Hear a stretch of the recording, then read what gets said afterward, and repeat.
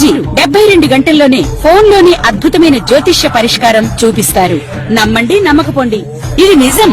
శ్మశాన కాళి రుద్ర చౌడీదేవి ఆరాధకులు నంబర్ 1 వశీకరణ స్పెషలిస్ట్. గురూజీ మనిషి పుట్టుక నుండి చనిపోయే వరకు వచ్చే అన్ని క్లిష్టమైన సమస్యలకు పరిష్కారం ఇక్కడ లభిస్తుంది. విద్య, ఉద్యోగం, వ్యవహారం, స్త్రీ ప్రేమ, పెళ్లి, సంతానం, స్త్రీ పురుష వశీకరణం, భూవశం, భార్యాభర్తల కలహాలు, కోర్టు సమస్యలు, విడాకుల సమస్యలు, చేతబడి, అప్పుల బాధ, ఇంకా మీకు ఎలాంటి సమస్యలు ఉన్నా 72 గంటల్లోనే శాశ్వత శ్రీమాత్రే నమః. శ్రీ గురుభ్యో నమః. ఈ ఆగస్టు నెలలో ఈ యొక్క శుక్రుడు మరియు గురుగ్రహ కలయిక, దీనిని భార్గవ బృహస్పతి యోగం అని అంటారు. వాస్తవంగా బృహస్పతి దేవతలందరికీ కూడా గురువు, భార్గవుడు అంటే శుక్రుడు రాక్షసులందరికీ గురువు. కానీ శుక్రుడు కళలు, కళాత్మకత, కోరికలు, వీటన్నిటికీ ప్రతీతి. అదే బృహస్పతి వీటన్నిటినీ కూడా మనకు ఆపాదించేటువంటి సక్రమమైనటువంటి మార్గంలో నిలిపేటువంటి గురుత్వ స్థానం. దేవతలందరికీ కూడా గురువుగారుగా ఉండబట్టి గురువుగారు అని చెప్పి గురుగ్రహం చేశారు. కానీ వాస్తవంగా ఆయన పేరు బృహస్పతి.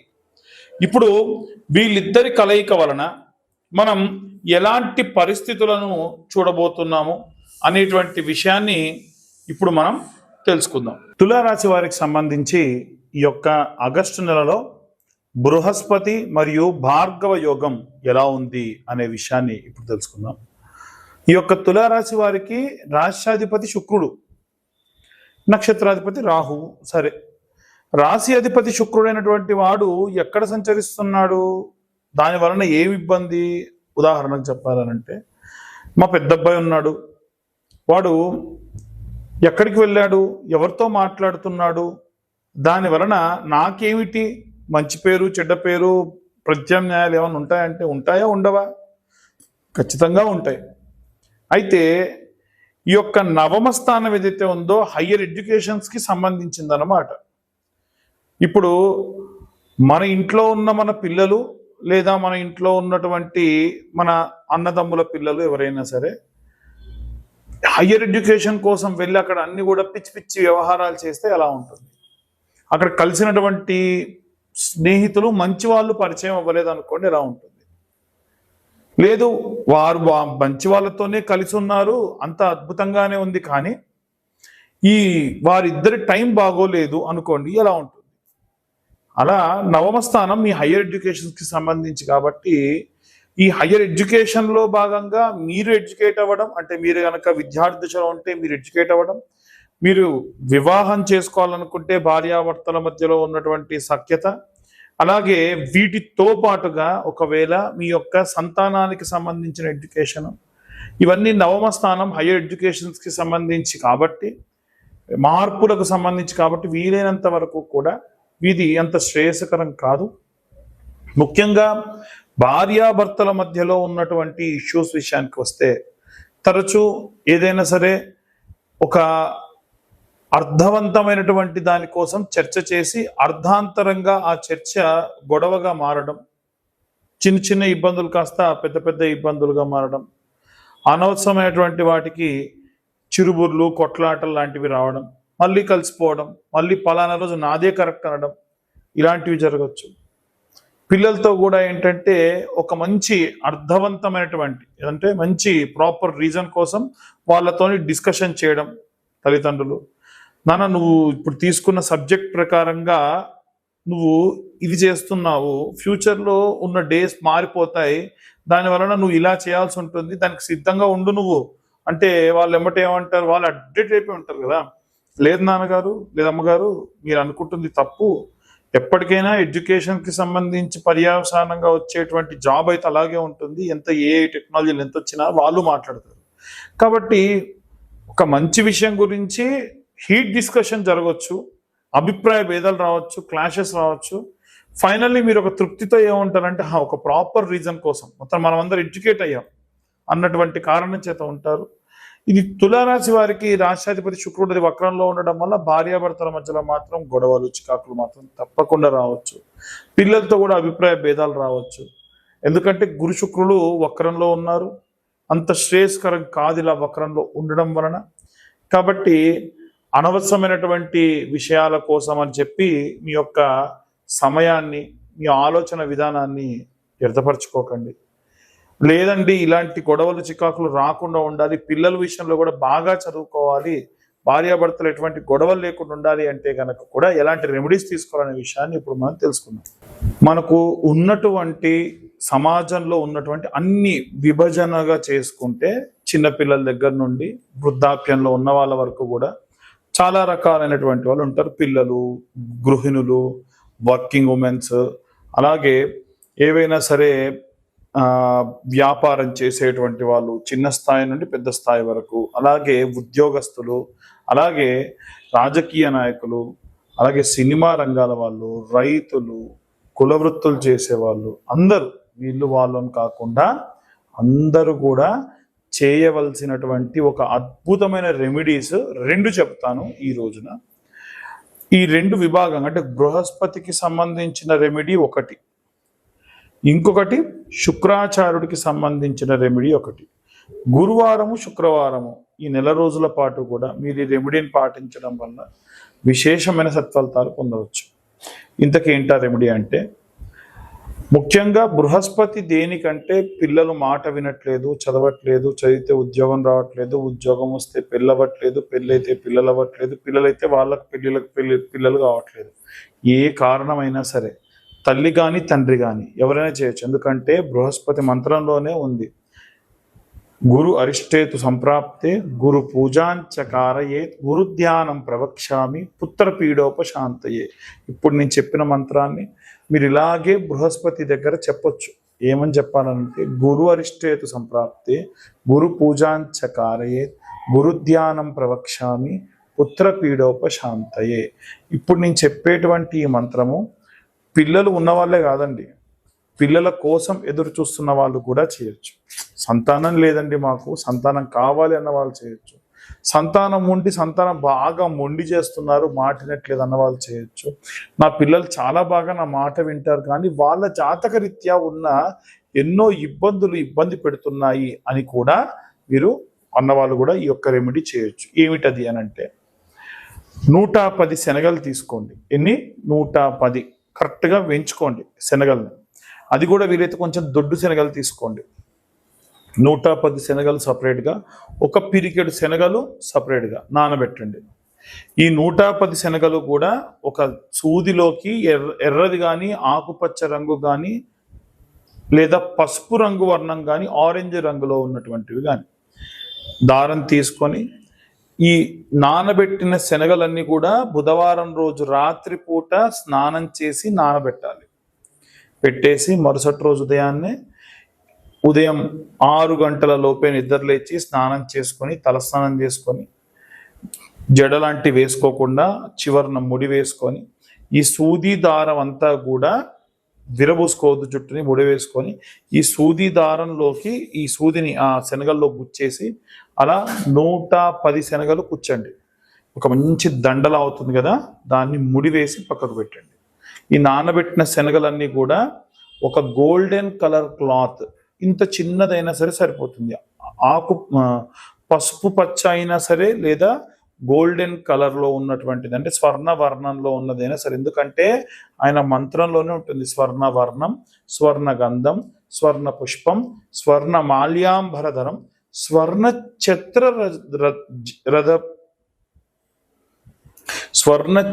రథ ఆది శోభితం అని చెప్పి ఉంటుంది. కాబట్టి వీలైనంత వరకు ఈ యొక్క స్వర్ణ వర్ణంలో ఉన్నటువంటి ఆ యొక్క బ్లౌజ్ పీస్ లోపల ఈ నానబెట్టిన శనగలు వేసి ముడిగా కట్టుకొని నవగ్రహాల గుడికి ఉదయం 6:50 లోపు వెళ్ళండి. వెళ్ళి నవగ్రహాలకు కూడా ప్రదక్షిణ ఎప్పుడు చెప్పినట్టుగానే నవగ్రహాలకు ఎప్పుడు ప్రదక్షిణ చేసినా 21 ప్రదక్షిణాలు సవ్య దిశలో, 6 ప్రదక్షిణాలు అపసవ్య దిశలో చేయాలి. లేదా మీరు బృహస్పతి గ్రహం దగ్గరికి వెళ్ళి చేసిన తర్వాతకైనా చేయొచ్చు. ఈ బృహస్పతి గ్రహం అంటే గురుగ్రహం. అక్కడ అడిగితే ఎవరని చెప్తారు? ఉత్తరం వైపు మధ్యలో ఉంటాడనమాట. 4 దిక్కుల్లో ఉత్తరం వైపు మధ్యలో ఉంటాడు. ఆయన మెడలో ఈ శనగల దండ వేయండి. ఈ గోల్డెన్ కలర్ క్లాత్ ఉంటుంది కదా, క్లాత్ లో పెట్టిన శనగలు ఓపెన్ చేసి ఆయన ముందు పెట్టండి. ఇంత చిన్న బెల్లం ముక్క పెట్టండి. 2 కొత్త మట్టి ప్రమిదలు తీసుకెళ్లి కాస్త నూనె పోసి ఒత్తి వెలిగించి దీపం వెలిగించండి. ఇందాక నేను చెప్పిన మంత్రం ఉంది కదా, ఆ మంత్రం కూడా చెప్పండి. ఇంకా వీలైతే గోల్డెన్ కలర్ది ఇంత రిబ్బన్ లాగా కట్ చేసుకున్న క్లాత్ తీసుకెళ్ళి ఆయన మెడలో కప్పండి. కప్పి మీకు పిల్లలు కావాల్సి ఉంటే పిల్లలు కావాలి అనే కోరిక కోరుకోండి. పిల్లలు బాగా చదవాలి, మొండి చేస్తున్నారంటే వాటి గురించి మొక్కుకోండి. లేదండి మా పిల్లలంతా బాగా చదువుతున్నాను పెళ్ళవట్లేదు అంటే మీ పిల్లల పెళ్ళిళ్ళ కోసం మొక్కుకోండి. లిటరల్గా మీకు ఇలా కొంగు ఉంటే కొంగు ఇలా తీసుకుని ఇలా పట్టి నేను ఇప్పుడు చెప్పిన మంత్రం చెప్పండి. ఏమిటా మంత్రం అంటే, గురు అరిష్టేతు సుసంప్రాప్తే గురు పూజాంచ కారయేత్ గురుధ్యానం ప్రవక్ష్యామి పుత్ర పీడోప శాంతయే. ఎన్నో జన్మల నుండి కూడా చేసినటువంటి పాపభూయిష్టమైన పనుల వల్ల గర్భం రాదు. ఒకవేళ సర్పాన్ని సంహరించినటువంటి వాళ్ళు ఎవరైనా అయితే వారికి కూడా పిల్లలు కలగరు. అలాంటి జాతకులకు కూడా మంచి ససంతానం కలిగేట్టుగా చేసేటువంటి ఒకే ఒక్క గ్రహం బృహస్పతి గ్రహం. ఆయనకు ఈ విధంగా చేయండి. దీని వలన ఖచ్చితంగా మంచి సత్ఫలితాలు పొందవచ్చు. అలాగే ఇప్పుడు శుక్రాచార్యుల వారి గురించి కూడా చెప్పాగా.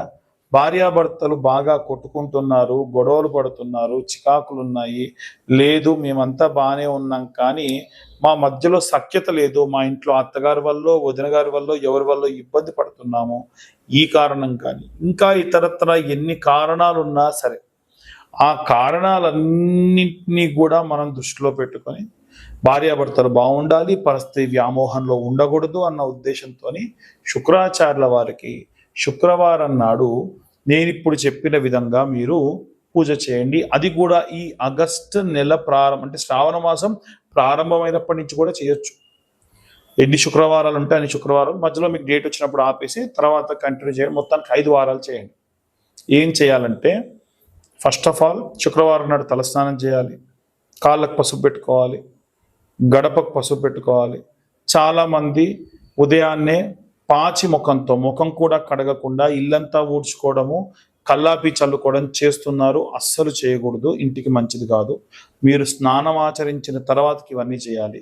గడపకు కూడా పసుపు పెట్టాలి, కాళ్ళకు పసుపు పెట్టుకోవాలి.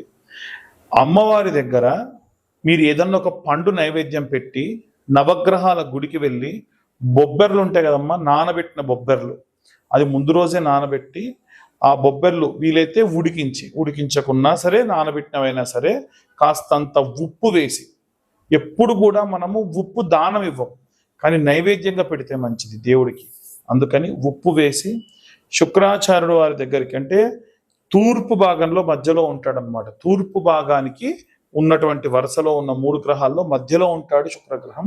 ఆయన దగ్గర ఆకు డొప్పలో మంచిగా ఇన్ని బొబ్బర్లు తీసుకెళ్లి పెట్టేసి ఒక బెల్లం ముక్క పెట్టి నైవేద్యం పెట్టి దీపం పెట్టేసి రండి. అయిపోలేదు, ఇంకా ఉంది.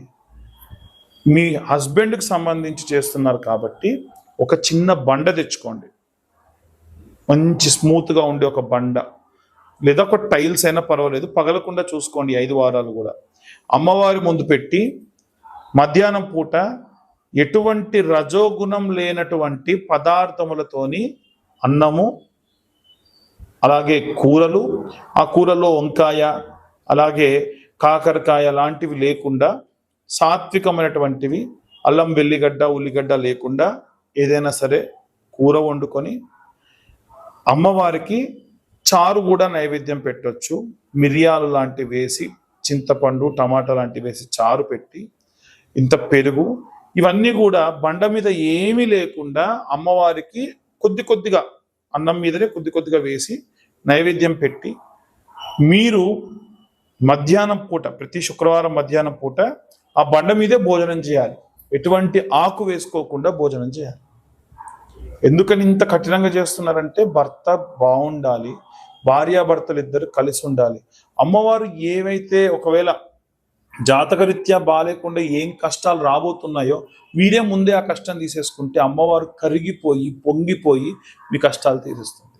ఇలా 5 శుక్రవారాల పాటు ఈ బండ పైన భోజనం చేయాలి, నేలపైన కటిక నేలపైనే నిద్రించాలి. ఇలా 5 వారాలు చేయండి. ఖచ్చితంగా మీ భర్తలో విపరీతమైన మార్పు అనేటువంటిది రావడం ప్రారంభమవుతుంది. ఇవన్నీ కూడా గోచార రీత్యా చెప్పేటువంటి విషయంలో మాత్రమే. పూర్తిగా మీ జాతకం విశ్లేషణగా కావాలి అని అంటే 2025 రూపాయలు కడితే పూర్తిగా మీ జాతకాన్ని 60-70 పేజీల్లో మీకు అందించడం జరుగుతుంది. తరువాతకి ఎవరైతే ఈ జాతకం చెప్పించుకుంటారో వాళ్ళు ఈ కరుంగలి మాల వాళ్ళకి ఉచితంగా ఇవ్వడం జరుగుతుంది.